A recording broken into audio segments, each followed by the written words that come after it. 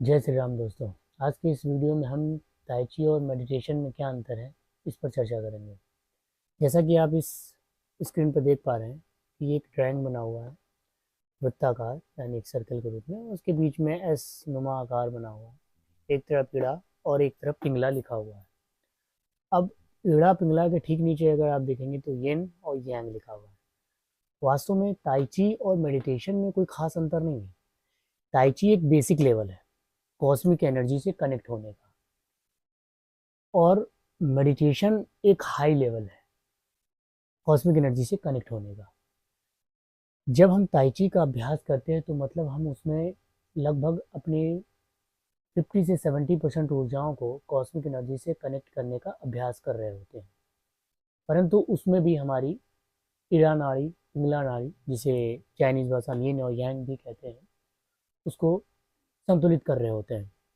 परंतु जब हम मेडिटेशन का अभ्यास करते हैं तो मेडिटेशन का अभ्यास करते वक्त इस बात का ध्यान रखना ज़रूरी होती है कि इसमें सांसें सबसे महत्वपूर्ण हैं। सांसों का ध्यान सबसे महत्वपूर्ण है। अष्टांग के जो 8 नियम हैं, यम, नियम, आसन, प्राणायाम, प्रत्याहार, धारणा, ध्यान और अंत में समाधि। समाधि का अर्थ मृत्यु नहीं है। समाधि का अर्थ संभाव भाव से शुरुआत करना है।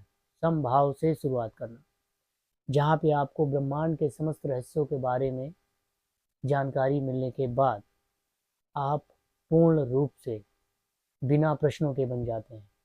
आप सिर्फ और सिर्फ उत्तर वाले बन जाते हैं। ऐसी स्थिति में आप ब्रह्मांड के हर उस रहस्य को समझ सकते हैं जो अभी अछूता है। ये है मेडिटेशन। मेडिटेशन सिर्फ माइंड से रिलैक्स करने का नाम नहीं। जब आप मेडिटेशन का अभ्यास करते हैं तो हम कह सकते हैं यथा पिंडे तथा ब्रह्मांड। हर वो चीज़ जो आप ब्रह्मांड में महसूस कर रहे हैं, देख रहे हैं, आधुनिक विज्ञान के माध्यम से समझ रहे हैं, वो सब मेडिटेशन के अंतर्गत आता है। आपको हम अगली वीडियो में बताएंगे कि ताइ ची के प्रमुख यानी मेजर कितने टाइप्स हैं, और मेडिटेशन की शुरुआत यानी उसका जो सूक्ष्म स्तर, सूक्ष्म लेवल है, जो निचले स्तर से हम मेडिटेशन का अभ्यास करें, वो कैसे करें। नमस्कार दोस्तों। जय श्री राम दोस्तों। स्वागत है आपका हमारे ताइ ची और मेडिटेशन के इस वीडियो में।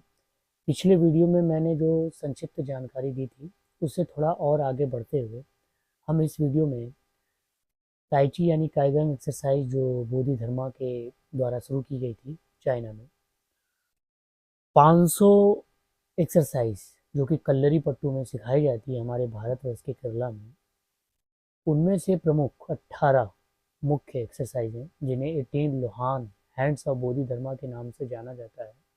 उन एक्सरसाइजों में से इस वीडियो में हम 10 एक्सरसाइज के बारे में बात करेंगे। हम इस ताइ ची को बार बार एक्सरसाइज के नाम से इसलिए संबोधित कर रहे हैं क्योंकि ये सेल्फ हीलिंग एक्सरसाइज सिर्फ और सिर्फ हमारे फिजिकल बॉडी को संतुलित रखने, हमारी ऊर्जा को संतुलित रखने और कुछ सूक्ष्म ऊर्जाओं को सक्रिय करने के लिए सहायक है। ध्यान इससे ऊपर है।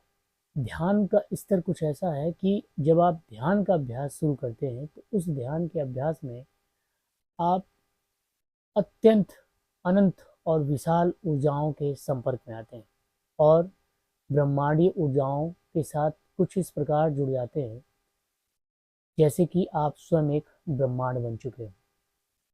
इस वीडियो में हम ताइ ची के उन 10 नामों का उल्लेख करेंगे, जैसे कि पहला लिफ्टिंग द स्काई, दूसरा कैरिंग द मून, तीसरा शूटिंग एरो, चौथा कैरिंग माउंटेन्स, पांचवा सेपरेटिंग वाटर, छठा big bed mill, pushing mountains, nursing kidneys, 3 level to ground, merry go round.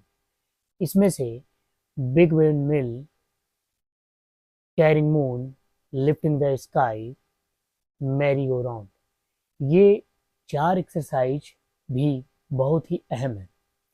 इन चारों एक्सरसाइजों का अभ्यास हमारे इड़ा और पिंगला नाड़ी को जल्द से जल्द संतुलित करता है।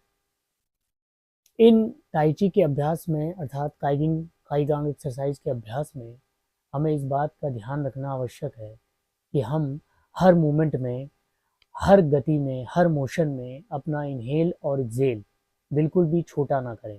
हमारा इनहेल और एक्सेल हमेशा बड़ा होना चाहिए। हम अपना इनहेल एक्सेल जितना बड़ा रखेंगे, जितना लंबा रखेंगे, उतना ही अच्छा है।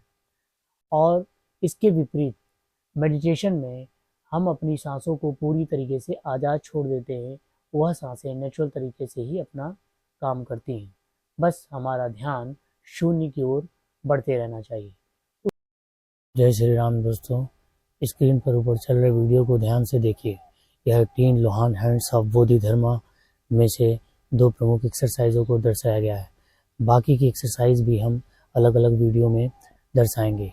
इन 2 एक्सरसाइजों का नाम, पहली एक्सरसाइज लिफ्टिंग द स्काई और दूसरी एक्सरसाइज कैरिंग द मून है।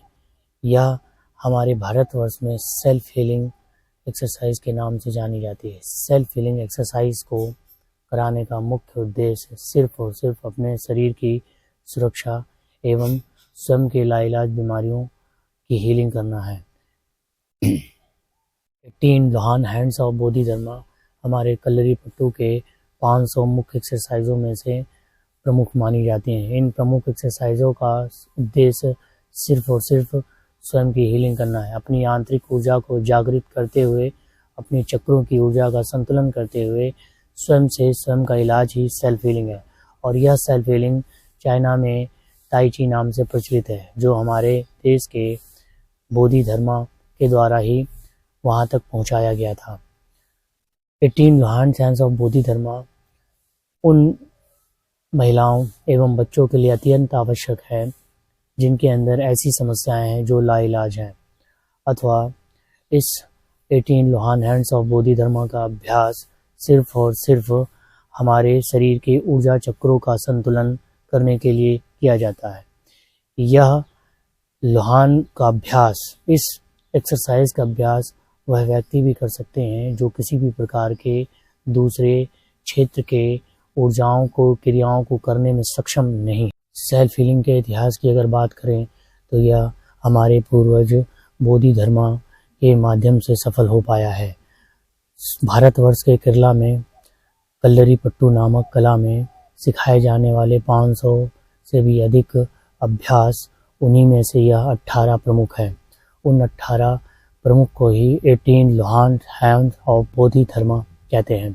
18 लोहान हैंड्स ऑफ बोधि धर्मा का मुख्य उद्देश्य सिर्फ और सिर्फ चीन के निवासियों की आत्म सुरक्षा का अभ्यास कराना और उनकी शारीरिक क्षमता को मजबूत कराना था, और बोधि धर्मा के माध्यम से वह पूर्ण हो पाया। 18 लोहान हैंड्स ऑफ बोधि धर्मा, ये वो प्रमुख एक्सरसाइजें हैं जो हमारे कलरीपट्टू के 500 अभ्यासों में से 18 प्रमुख है। ये 18 प्रमुख एक्सरसाइजों में से 2 एक्सरसाइजें, जिन्हें बिग विंड मिल और सेपरेटिंग वाटर के नाम से जाना जाता है, उन्हें इस वीडियो में दर्शाया गया है। वास्तव में इस वीडियो में जो आप देख पा रहे हैं कि इस बिग विंड मिल और सेपरेटिंग वाटर का अभ्यास कुछ इस प्रकार से हो रहा है जैसे हवाओं में बस यूं ही हाथ को चलाया जा रहा हो, परंतु ये हवाओं में सिर्फ हाथ को नहीं चलाया जा रहा है। इन हाथ को चलाने के साथ साथ हमारी हर सांस इसके साथ तालमेल बिठा रही है। तालमेल का अर्थ होता है हमारा हर इनहेल, हमारा हर एक्सहेल हमारे शरीर की हर मूवमेंट के साथ चल रही है। जितने गति से यह हाथ चल रहा है, उतनी ही गति से हमें अपनी सांसों को भी लेना और छोड़ना है। इस ताई ची के अभ्यास में हमें सबसे जो महत्वपूर्ण बात ध्यान देनी है वह यह कि हमारी सांसें प्राणायाम के अभ्यास से कम 15 से 20 सेकंड तक का इनहेल और 15 से 20 सेकंड तक का एक्सहेल होना चाहिए। हमारी सांस को रोकने की भी क्षमता कम से कम 30 से 40 सेकंड का इनहेल और 30 से 40 सेकंड का एक्सहेल होल्ड होना चाहिए। तभी हम इन ताई ची के अभ्यासों का लाभ उठा पाएंगे। इस ताई ची का सबसे अच्छा फ़ायदा उन व्यक्ति विशेष को होता है जिनके पास लाइलाज बीमारी है। इस ताई ची का अभ्यास उन महिलाओं के लिए भी है जिन्हें किसी भी प्रकार से मासिक चक्र की समस्या अथवा कहीं न कहीं से हार्मोन्स की समस्याएं हैं। इन ताई ची के अभ्यास से व्यक्ति के जल तत्व एवं वायु तत्व को भी संतुलित किया जा सकता है। बस हमें सिर्फ और सिर्फ इनके अभ्यास के दौरान सांसों का ध्यान रखना है।